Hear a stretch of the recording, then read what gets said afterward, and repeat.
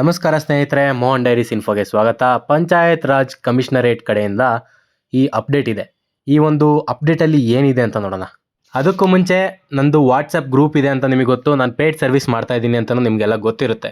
ಆದರೆ ಒಂದೆರಡು fake WhatsApp ಚಾನಲ್ಗಳು, ಗ್ರೂಪ್ಗಳು ಉಟ್ಕೊಂಡಿದ್ದಾವೆ. ಅವರು ನಿಮಗೆ ಈ ಖಾತಾ ಮಾಡಿಕೊಡ್ತೀವಿ ಅಂತ ಹೇಳ್ತಾ ಇದ್ದಾರೆ. ಅವ್ರನ್ನ ನೀವು ಯಾವ ಒಂದು ಬೇಸ್ ಮೇಲೆ ನಂಬ್ತೀರಾ ಅದನ್ನ ಯೋಚನೆ ಮಾಡಿ. ಯಾಕೆ ಅಂದರೆ ನಂದು ಯೂಟ್ಯೂಬ್ ಚಾನಲ್ ಇದೆ. ಇಲ್ಲಿಂದ ಬಂದಂಥ ನನ್ನ ಸಬ್ಸ್ಕ್ರೈಬರ್ಸ್ಗೋಸ್ಕರ ನಾನು ಗ್ರೂಪ್ ಮಾಡಿದ್ದೆ. ಅಲ್ಲಿಂದ ಈ ಖಾತಾ ಜರ್ನಿ ನಾನು ಸ್ಟಾರ್ಟ್ ಆಯಿತು.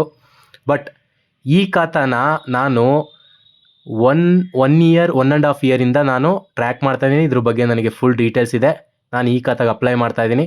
ಬಟ್ ಅದ್ರ ಜೊತೆಗೆ ನಂದು ಯೂಟ್ಯೂಬ್ ಚಾನಲ್ ಕೂಡ ಇದೆ. ಅದ್ರ ಬೇಸಿಸ್ ಮೇಲೆ ನೀವು ನನ್ನ ನಂಬೋದು.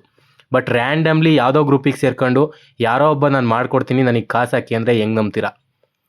ಅದಕ್ಕೆ ಹೇಳ್ತಾ ಇದ್ದೀನಿ, ನೀವು ಯಾವುದೆಲ್ಲ ರ್ಯಾಂಡಮ್ ಗ್ರೂಪಲ್ಲಿ ಇನ್ನೊಬ್ರಿಗೆ ದುಡ್ಡು ಹಾಕೋಕ್ಕೂ ಮುಂಚೆ ಯೋಚನೆ ಮಾಡಿ ಹಾಕಿ ಅಷ್ಟೇ.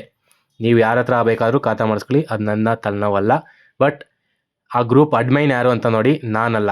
ನನಗೆ ಮೆಸೇಜ್ ಮಾಡಿ ನೀವು ಈ ಗ್ರೂಪ್ ನಿಮ್ದ ಅಂತ ಕೇಳಕ್ಕೆ ಹೋಗ್ಬೇಡಿ. ನನ್ನ ಗ್ರೂಪು ನನ್ನ ವಾಟ್ಸಪ್ ಡಿಸ್ಕ್ರಿಪ್ಷನಲ್ಲಿರುತ್ತೆ. ಮತ್ತು ಆ ಗ್ರೂಪ್ ಅಡ್ಮಿನ್ ನಾನಾಗಿರ್ತೀನಿ. ಅದು ಬಿಟ್ಟು ಇನ್ನೇನು ಆ ಗ್ರೂಪಲ್ಲಿ ನೀವು ಇದನ್ನ ಇಷ್ಟು ಚೆಕ್ ಮಾಡಿದ್ರೆ ನಿಮಗೆ ಗೊತ್ತಾಗುತ್ತೆ ಆ ಗ್ರೂಪ್ ನಂದು ಅಲ್ವಾ ಅಂತ. ಓಕೆ, ವಿಡಿಯೋದಲ್ಲಿ ಮುಂದುವರಿಯೋಣ.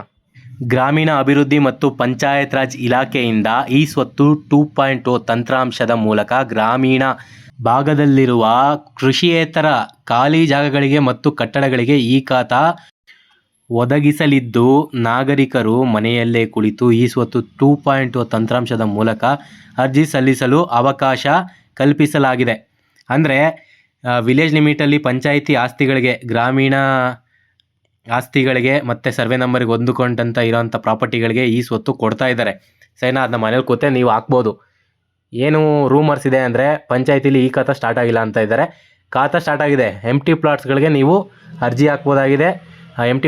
ಎಂಟಿ ಪ್ಲಾಟ್ಸ್ಗಳಿಗೆ ಈ ಖಾತಾಗೆ ಅಪ್ಲಿಕೇಶನ್ ಹಾಕ್ಬೋದು. ಆದರೆ ಕಟ್ಟಿರೋಂಥ ಮನೆಗಳಲ್ಲಿ ಬೆಸ್ಕಾಂ ಮೀಟರ್ ಫೆಚ್ ಆಗ್ತಾಯಿಲ್ಲ. ಬೆಸ್ಕಾಂ ಮೀಟರು ಮತ್ತು ವಾಟರ್ ಬಿಲ್ ಫೆಚ್ ಆಗ್ತಾಯಿಲ್ಲ. ಅದೊಂದು ಪ್ರಾಬ್ಲಮ್ ಇದೆ. ಓಕೆನಾ? ಅದನ್ನು ಬಿಟ್ಟರೆ ಖಾಲಿ ಸೈಟ್ಗಳಿಗೆ ನೀವು ಅಪ್ಲಿಕೇಶನ್ ಹಾಕ್ಬೋದು. ಅದು ನಾನು ಪೇಯ್ಡ್ ಸರ್ವಿಸ್ ಮಾಡ್ತಾಯಿದ್ದೀನಿ. WhatsApp channel group link description ಇರುತ್ತೆ, ಅಲ್ಲಿಂದ ನನ್ನ ಕಾಂಟ್ಯಾಕ್ಟ್ ಮಾಡ್ಬೋದು. ನಂದು ಅಡ್ಮಿನ್ ನಾನಾಗಿರ್ತೀನಿ. ಅದಕ್ಕೆ ಹೋಗಿ ಕ್ಲಿಕ್ ಮಾಡೋದ್ರ ಮೂಲಕ ಆ ನಂಬರ್ಗೆ ಪರ್ಸ್ನಲ್ಲಾಗಿ DM ಮಾಡ್ಬೋದು ನೀವು.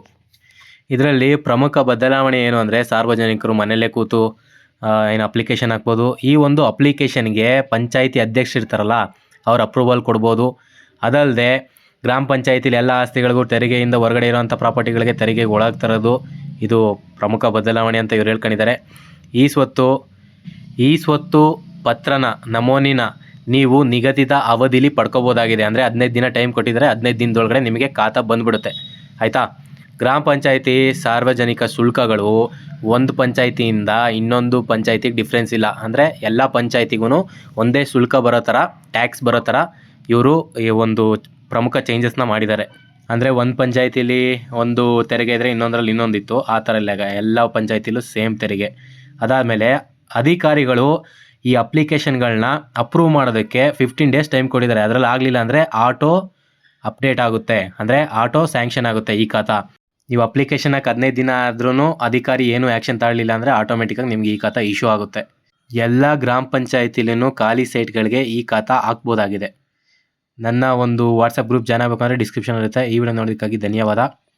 Thank you.